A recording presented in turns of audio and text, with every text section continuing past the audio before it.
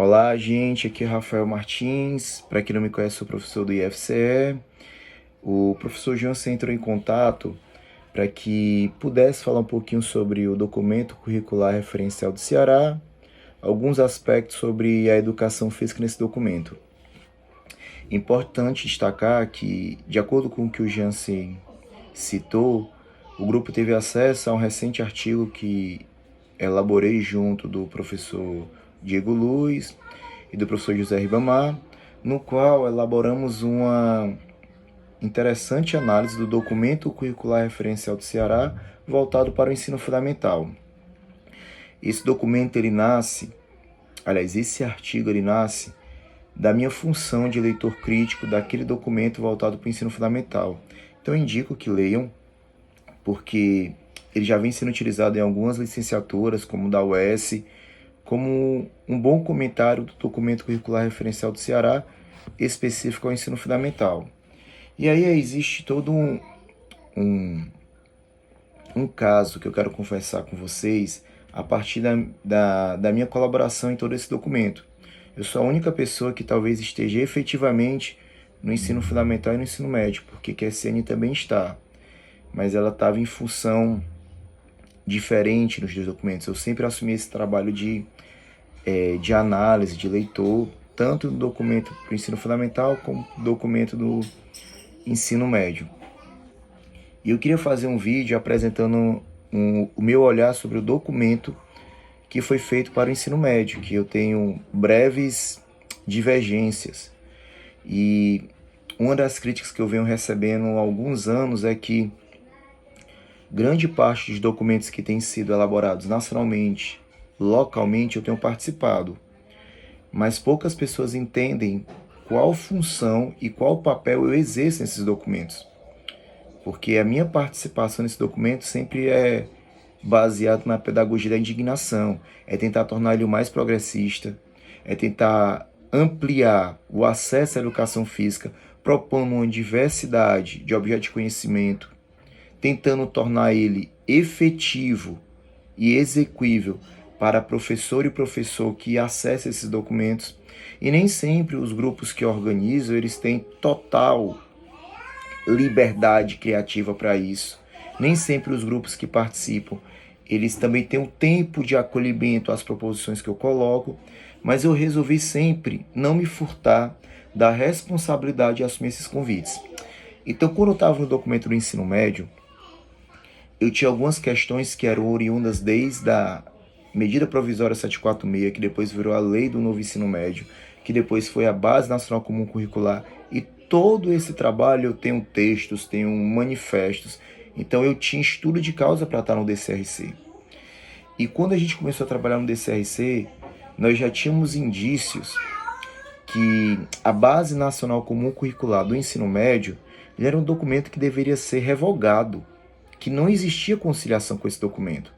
Porque desde 2018, os grandes dossiês já vinham apontando que esse documento, no caso a BNCC, para o ensino médio, ele piorava o acesso ao ensino médio a nível de Brasil. E eu sempre pontuo isso. Em todo o mundo existia uma parte que celebrava o modelo de ensino médio adotado no Brasil. Então a gente fazia uma opção para um projeto que não era devidamente qualitativamente superior, não nos parecia interessante, mas mesmo assim eu entrei na proposta da DCRC para o ensino médio porque o grupo era interessante e nós queríamos realmente disputar esse espaço. Que espaço é esse? O que é educação física na área de linguagem e suas tecnologias? Abertamente, eu ainda hoje não tenho essa resposta. Mesmo sendo autor de documento, mesmo sendo autor de livros didáticos, esse espaço ele não está, assim, cristalizado no meu intelecto. Eu falo abertamente que o que eu entendo hoje é que eu luto por uma educação física na área de linguagens que ela não seja descaracterizada, porém eu entendo a importância, no atual momento, ter uma educação física que ela não esteja encaixotada, engarrafada, que ela consiga dialogar com outras áreas, especificamente com a sua área de concentração. Mas o que o DCRC apontou, que era algo que eu já sabia da BNCC, que era algo que eu já sabia de outros movimentos que eu tinha feito, inclusive material didático. Que só a educação física é convidada a pensar a partir da área de linguagens. Nem as artes, nem a língua portuguesa e nem a língua inglesa têm o mesmo interesse de dialogar por meio das linguagens, como a educação física é obrigada. E aí tem uma resposta por trás, gente. A educação física sempre foi tratada como um conhecimento que não tinha a devida autoridade intelectual que essas outras áreas do conhecimento. Então, durante todo o trabalho, aliás, durante toda a construção do nosso grupo de trabalho, eu sempre pontuei isso, que nós deveríamos ter cuidado com os interesses da área de linguagens para não nos descaracterizar. Mas o documento apontou que a gente continuou descaracterizados. Eu lembro que em determinado momento eu convido o professor Osmar de Souza Júnior, que na minha avaliação é uma pessoa que tem contribuído muito, porque ele fez parte do primeiro livro didático para a educação física. Então ele já tinha participado desses embates, e o que ele mais enfatizou é que se o documento não for palatável, compreendido pelas professoras, pelos professores, ele ia ser engavetado e, pior ainda, ele seria tratorado pelas outras áreas. Então, principalmente as relatoras, elas sabiam desse alerta. Então, durante vários momentos, eu ficava puxando o debate para ver se a gente conseguia realmente dar um sentimento de educação física e de linguagens. E aí o que acontece? Nós elaboramos o DCRC do ensino médio em período pandêmico. Então, nosso grupo era realmente um grupo de WhatsApp, que discutíamos alguns pontos ali e tinha um documento via Google Docs disponível para modificações, que nunca, da minha parte, eu observei atendimento, e também não considero que eu deveria ser atendido, tá, gente? Mas eu colocava lá e trazia para o grupo, ó, gente, esse aspecto precisa ser melhor elaborado, mas ficava lá como um comentário, como uma observação no texto. E durante alguns meses, eu sentia falta, talvez, do grupo ter organizado e ter pelo menos respondido essa pergunta que eu já levantei aqui nesse vídeo. O que é educação física na área de linguagens? E quando a gente esboçava debater isso, o que é que aparentava?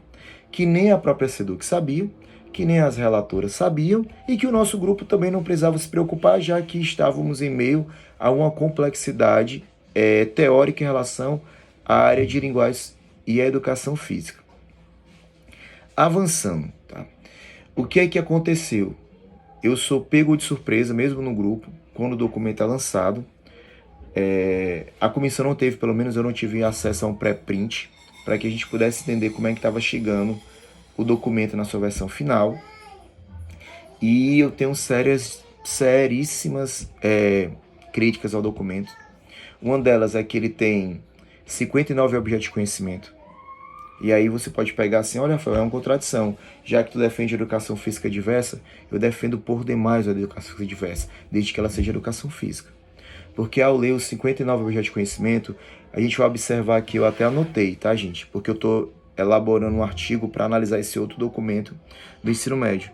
Os objetos de conhecimento são muito amplos. E aí eu vou fazer uma crítica que não é minha. Eu aprendi isso com a professora Leni. Se o objeto de conhecimento for muito amplo, quem que vai dizer que isso é educação física, gente? Porque não pode ser pela história ou pelo português, né? Outro ponto importante, as outras áreas da área de linguagem, eu bati nessa tecla, eles eram extremamente rigorosos. Você lê objeto de conhecimento, você sabe que ali é artes, você sabe que ali é língua inglesa, você sabe que ali é língua portuguesa. E a educação física, eu não sei se talvez por um purismo de entender que deveria ser área de linguagens de forma interdisciplinar, faz um objeto de conhecimento muito amplo, entender as linguagens e sua função histórica e por aí vai. Então é isso, gente. O que eu colocaria para debater com vocês é o seguinte ponto. Tá?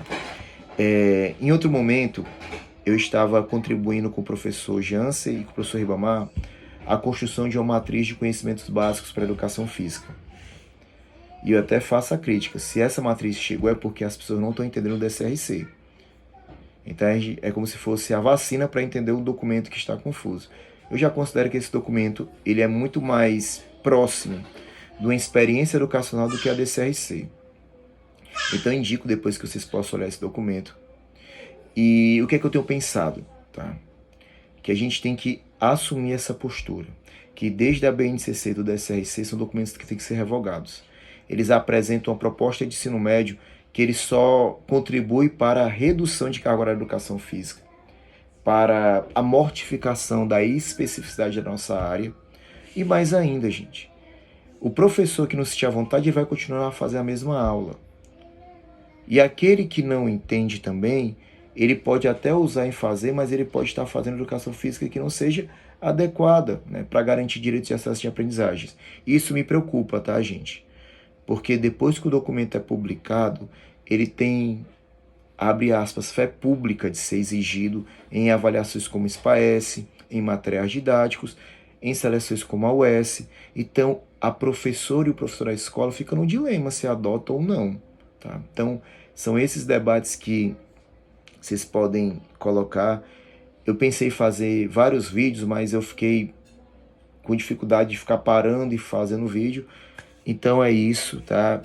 Peço perdão de não poder participar, mas eu estava há 4 semanas sem ficar no final de semana em casa por atividades do IFCE e atividades de concurso.